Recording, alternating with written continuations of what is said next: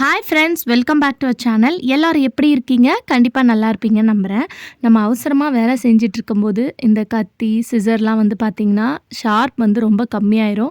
So அது வந்து நம்மளுக்கு கட் பண்ணுறதுக்கே வந்து பார்த்திங்கன்னா கஷ்டமாக இருக்கும். அதுவும் மார்னிங் டைமில் நம்ம கட் பண்ணும்போது அவசர அவசரமாக சமைக்கும் போது அது சரியாக கட் ஆகலைன்னா நம்ம ரொம்பவே டென்ஷன் ஆயிடுவோம்.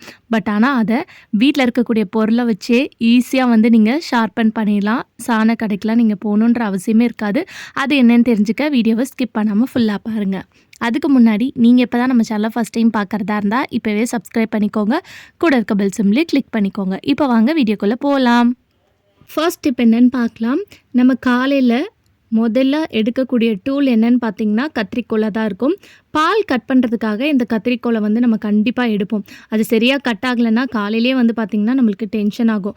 ஸோ உங்களுக்கு கட் ஆகலைன்னா உடனே கூட நீங்கள் இந்த மாதிரி ஏதாவது மாத்திரை கவர் இருந்துச்சு, இல்லை ஃபாயில் பேப்பர், ஃபுட்டு வாங்கும்போது நம்மளுக்கு ஃபாயில் பேப்பர்லாம் கொடுப்பாங்க பாருங்கள், அது இருந்துச்சுன்னா இந்த மாதிரி நீங்கள் கட் பண்ணிங்கன்னா உடனே வந்து நீங்கள் கட் பண்ணி பார்க்கலாம்.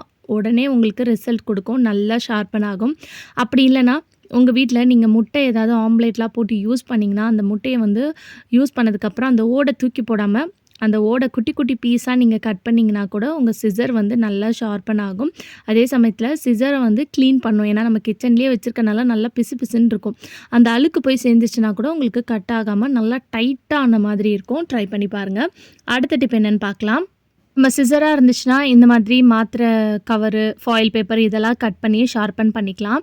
பட் நைஃபை வந்து எப்படி ஷார்ப்பன் பண்ணுறதுன்னு பார்க்கலாம். நம்ம வீட்டில் கண்டிப்பாக இந்த மாதிரி பீங்காங்கில் இருக்கக்கூடிய பிளேட்டு, மக்ஸு, பவுலு அதெல்லாம் வச்சுருப்போம்.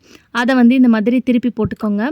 திருப்பி போட்டுட்டு இந்த இடத்துல வந்து திக்கான ஒரு இடம் இருக்குது பார்த்தீங்களா, இந்த இடத்துல உங்கள் வீட்டில் இருக்கக்கூடிய எவ்வளோ கத்தியாக இருந்தாலும் இந்த மாதிரி ஷார்ப் பண்ணுங்கள். சப்போஸ் நீங்கள் ஏதாவது நான்வெஜ், மீட்டு இல்லை மீன், வெஜிடபிள்ஸே நீங்கள் கட் பண்ணுறீங்க, உங்களுக்கு ஷார்ப் கம்மியாக இருக்குன்னா உடனே நீங்கள் இந்த டிப்பை வந்து ஃபாலோ பண்ணிக்கலாம். இந்த மாதிரி ஒரு பீங்காங் கப்பை வந்து திருப்பி போட்டுட்டு அதுக்கு பேக் சைடில் இந்த மாதிரி நீங்கள் நல்லா தேய்ச்சிட்டு அதுக்கப்புறம் கட் பண்ணிங்கன்னா நல்லா ஷார்ப்பாயிரும். பட் ஆனால் இதை ஹேண்டில் பண்ணும்போது பார்த்து ஹேண்டில் பண்ணணும். ஏன்னா ரொம்ப ஷார்ப்பாக இருக்கும் இல்லையா, அதனால். நெக்ஸ்ட் வந்து பார்த்திங்கன்னா நம்ம வீட்டில் அருவாமனைலாம் மோஸ்ட்லி ரேராக தான் யூஸ் பண்ணுவோம். பட் ஆனாலும் அதை எப்படி ஷார்ப்பன் பண்ணுறதுன்னு பார்க்கலாம். அதுக்கு வந்து பார்த்திங்கன்னா நான் இங்கே சாண்ட் பேப்பர் தான் எடுத்திருக்கேன். ஸோ இது ஹார்ட்வேர் ஷாப்ஸ்லலாம் போய் கேட்டிங்கன்னா கண்டிப்பாக கொடுப்பாங்க. இதை வச்சு நீங்கள் நம்ம வீட்டில் இருக்கக்கூடிய எல்லா டூல்ஸுமே வந்து பார்த்திங்கன்னா ஷார்ப்பன் பண்ணிடலாம். ஸோ அருவாமனையை ஷார்ப்பன் பண்ணுறதுக்கு மேலே பார்த்து வந்து ஷார்ப்பன் பண்ணுங்கள். ஏன்னா கை வந்து நம்மளுக்கு முக்கியம்.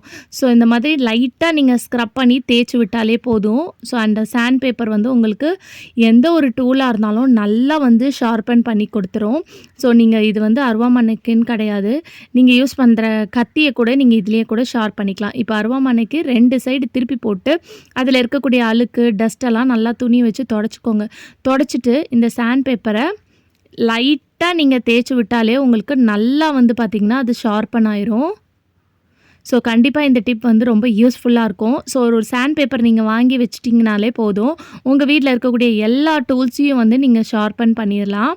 ஸோ கண்டிப்பாக இந்த ஒரு சாண்ட் பேப்பர் சின்ன பீஸ் தான் இருக்கும், இதை வாங்கி வச்சுக்கோங்க. நைஃபை ஷார்ப்பன் பண்ணுறதா இருந்தால் இப்படி வச்சுட்டு நல்லா இந்த மாதிரி ஸ்க்ரப் பண்ணி தேய்ச்சி விட்டிங்கன்னா அந்த கார்னர்ஸ் எட்ஜில் தான் நம்ம காயெல்லாம் கட் பண்ணுவோம் இல்லையா, அந்த இடம் வந்து நல்லா ஷார்ப்பன் ஆயிரும். ட்ரை பண்ணி பாருங்கள். அடுத்த டிப் என்னென்னு பார்க்கலாம். தோசை சுடும்போது அந்த தோசை வந்து நல்லா டேஸ்ட்டாக மொறுமொறுன்னு இருக்கணும்னா இந்த டிப்பை வந்து ஃபாலோ பண்ணிக்கோங்க.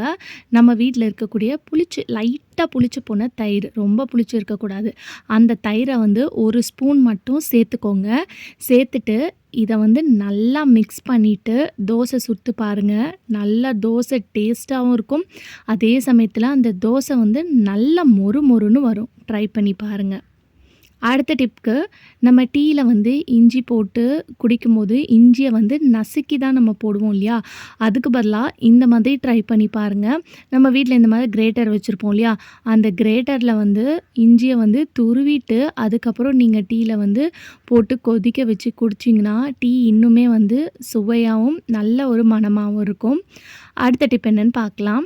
நம்ம வீட்ல இந்த மாதிரி லெமன் நெறைய வச்சிருப்போம். சப்போஸ் இதோட ஸ்கின்லாம் ப்ரவுன் ஆயிருச்சுன்னா, நம்ம யூஸ் பண்ண மாட்டோம் இல்லையா?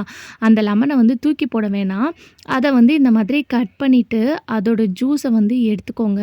எடுத்துட்டு நீங்க இத வந்து கிளீனிங் பர்ப்பஸ்க்கு வேணும்னா யூஸ் பண்ணிக்கலாம். நான் வந்து இதோட ஜூஸ வந்து நம்ம பாத்திரம்லாம் வாஷ் பண்றோம் இல்லையா? அதில வந்து இந்த மாதிரி பிழிஞ்சு விட்டுருவேன். ஸோ, அப்ப நீங்க வாஷ் பண்ணும்போது நான்வெஜ்லாம் சமைச்சீங்கன்னா, அந்த ஸ்மெல் எல்லாம் இந்த லெமன் ஜூஸ் ரிமூவ் பண்ணிரும்.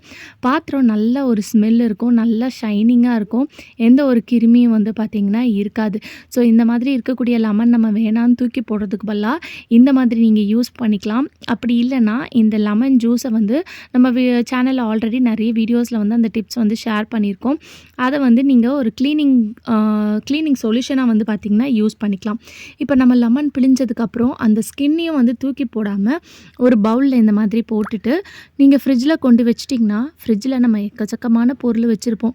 ஸோ என்னென்னமோ வச்சிருப்போம். அதுலேருந்து வரக்கூடிய எல்லா பேட் ஸ்மெல்லும் வந்து பார்த்திங்கன்னா, இந்த லெமனோட ஸ்கின் வந்து உங்களுக்கு ரிமூவ் பண்ணிரும். ட்ரை பண்ணுங்க.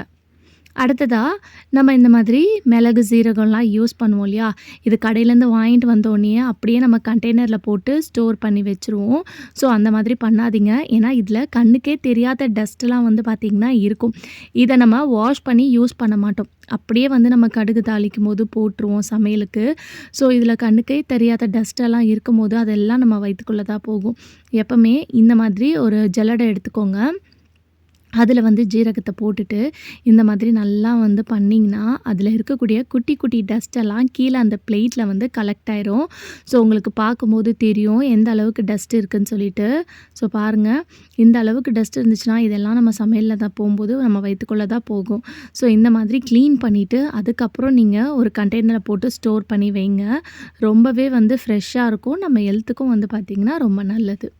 அடுத்த டிப் என்னன்னு பார்க்கலாம். நம்ம காஞ்ச மிளகாலாம் நெறைய வாங்கி ஸ்டோர் பண்ணி வச்சுருக்கோன்னா, இந்த டிப்பை ஃபாலோ பண்ணிக்கோங்க. கண்டிப்பா நெறைய பேர் வீட்ல யூஸ் பண்ணாத குக்கர்லாம் இருக்கும். அந்த குக்கர்ல நீங்க போட்டு ஸ்டோர் பண்ணி வச்சுட்டிங்கன்னா, அதில இந்த ஃபங்கஸ் ஃபார்ம் ஆவுறது, நம்ம அந்த காஞ்ச மிளகாவ 2ஆ உடைச்சோன்னா ஒரு மாதிரி புகை மாதிரி வரும். அதெல்லாம் வராது. அதே மாதிரி காஞ்ச மிளகாவ வறுத்துட்டு ஸ்டோர் பண்ணி வச்சிங்கன்னா, ரொம்ப நாள் வரைக்கும் ஃப்ரெஷ்ஷா இருக்கும்.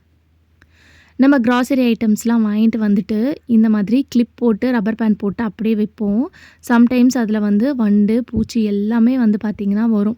அது வராம இருக்கிறதுக்கும், அதோட ஃப்ராக்னன்ஸ் வந்து மாறாம இருக்கிறதுக்கும், நல்லா ஃப்ரெஷ்ஷாக இருக்கிறதுக்கு, உங்கள் வீட்டில கண்டிப்பா யூஸ் பண்ணாத பழைய குக்கர் இருக்கும். அத வந்து நீங்க போட்டு ஸ்டோர் பண்ணி வச்சுக்கலாம்.